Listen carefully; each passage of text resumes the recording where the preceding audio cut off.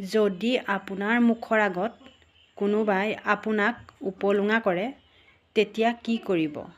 তেতিয়া তেওঁৰ লগত আপুনি সমানে হাঁহি নিদিব।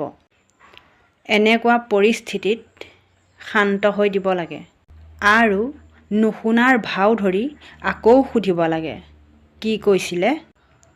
এনে কৰিলে সেই ব্যক্তিজনে স্পষ্ট সংকেত পাব যে আপুনি সেই ব্যক্তিজনলৈ ভয় নকৰে।